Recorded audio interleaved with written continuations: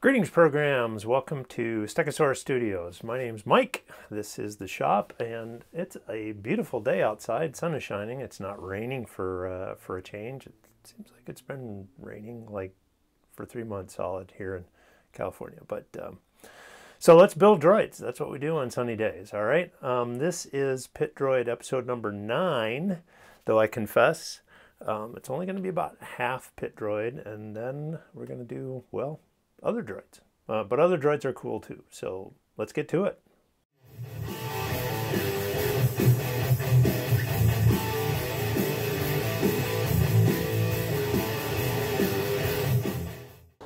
Hey guys, so I am coming at you totally not live from the house of James. James is hosting a build day today. And so a build day is when a bunch of builders get together and we build droids. Although, to be honest, sometimes what we really do is stand around and talk about building droids, and we don't actually get droids built. But today, we're hopeful. It's only a couple of us here today, but we're going to have fun anyway. So, I want to talk about the right arm. So, been working on the left arm, but I went and revisited the right arm. So, you might remember that I had done this ball joint for the right wrist, but honestly it's too stiff for what I want to do.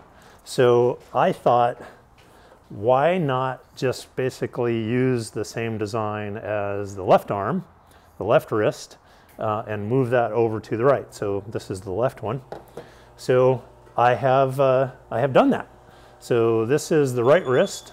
So it now moves in both these directions here, and then this is this is the forearm, and so on this one, the left one, this bracket right here is just connected right to this, but on this one, on the right arm, this is going to, there's bearings that I put in there, 2 bearings actually.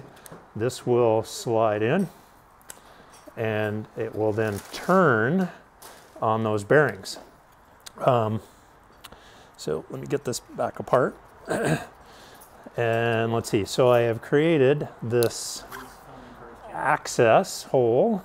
So you can see the other bearing on the inside, bearing there. And then got little magnet holes. So when this goes in, the magnet will hold it in place.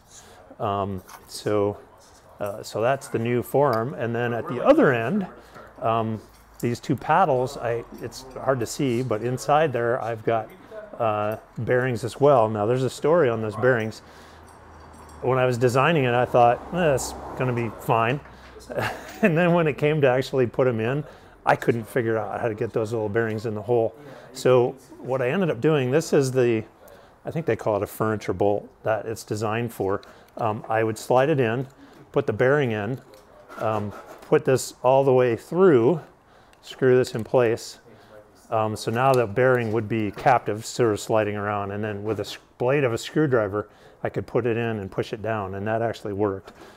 So kind of a crappy design on my part, but anyway, it worked.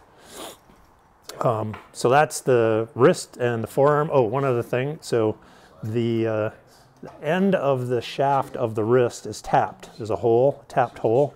So when it comes out of the bearing here, there's a little disc that goes in, screws in place, and that will keep it from sliding out. So that's the forearm and the wrist. I essentially did the same for the upper arm. So call this piece the lollipop. That slides in between, so it'll be on the axis on the forearm, and then this end will go into the upper arm. Now I don't have the bearings in place on this because they're ordered. I don't have them yet, but I'll get them.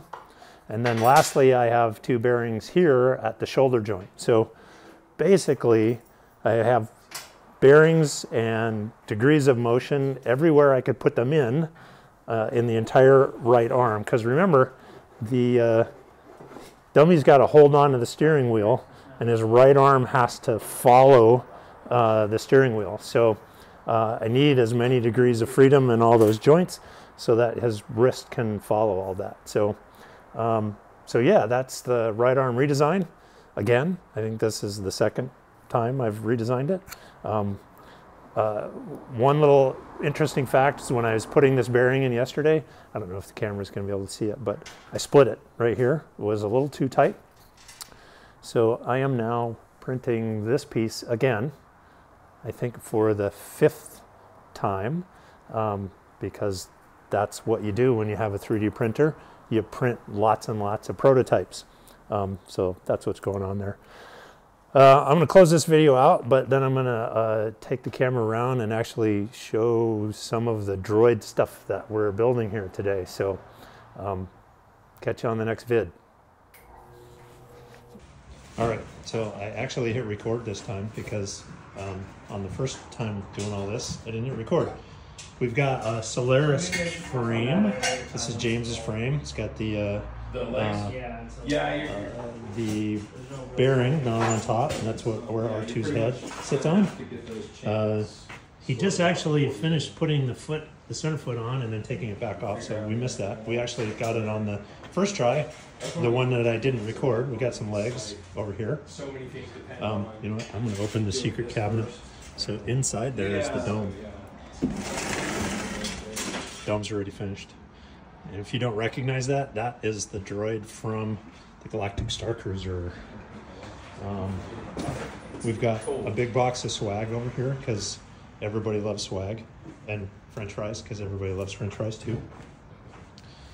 This is Colin's dome, aluminum.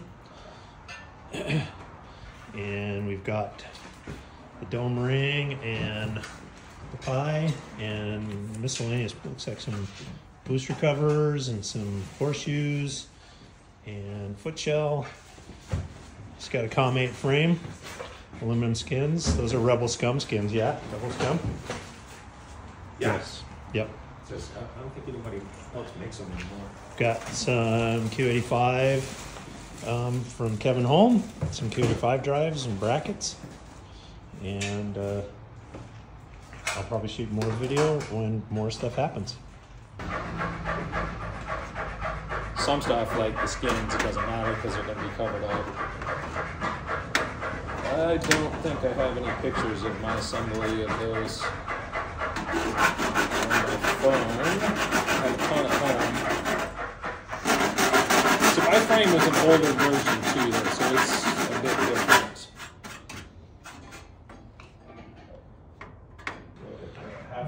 Trying to solve this problem. We've got a utility arm here, and it hits, it catches right there, and then it goes further in, and we can't figure out where it's catching. So anyway, trying to figure that out.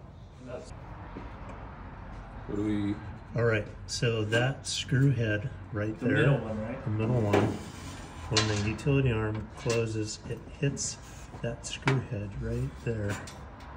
Oh yeah, those need to be countersunk. So we have some JB weld getting mixed up here and getting applied to a piece of aluminium, as they say in, I'm not British, but somehow in Britain they have an extra I in there that they don't in the United States. Neil's going to have an opinion on that. And then, actually Stuart probably has an opinion on Neil's more vocal about how it's spelled, and then that's going to get.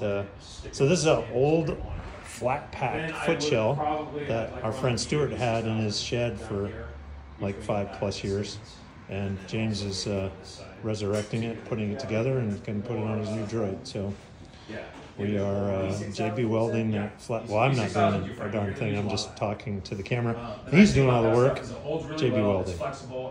Awesome. semi-completed one there. Oh yeah. Let me go look at the semi-completed one over here. I mean, I didn't get it for. I just kind of. So. Yeah, I did. I have the red pants in my back, but I don't. I took the servos off. And All mostly put together. I have to because I have. He just got a brand new pie plate too from Colin. Colin's over there. So That's Chris. That's Colin. Chris is teaching Colin how to make droids, But anyway, because so that's yeah, what Chris what I does. did. He's our I historian. VHP'd it, stick it to the skin. All right, glue it. almost You wanna got take- all you wanna the take skins off. Right. JB weld applied, And then pop these out. Yeah. So this will come out. and there we Don't go. don't get rid of Putting it these. in. I mean, you're not gonna use them, but. What we Woohoo, did not droid get building. was the scraping it down and the No, and I acetone. kept everything. Scrape it down and acetone I have a box full. to clean it. So yeah. All right, there you go. That wasn't spectacular. I wanted more video, but if you've ever been to a build day, it's hard to remember to grab your camera and film everything. And anyway, that's what we got. Hopefully it was useful. One thing I'll say is if you're new to the droid community, reach out to your local group, host a build day for yourself. It's a lot easier making droids when you've got a lot of people around to help out. It's inspiring. You can use their tools, you can use their shop, all that stuff. So it really does help to leverage that community. So go out and do that. I need to do a build day myself. It's been a while since we've done one. So anyway, till next time, catch you later.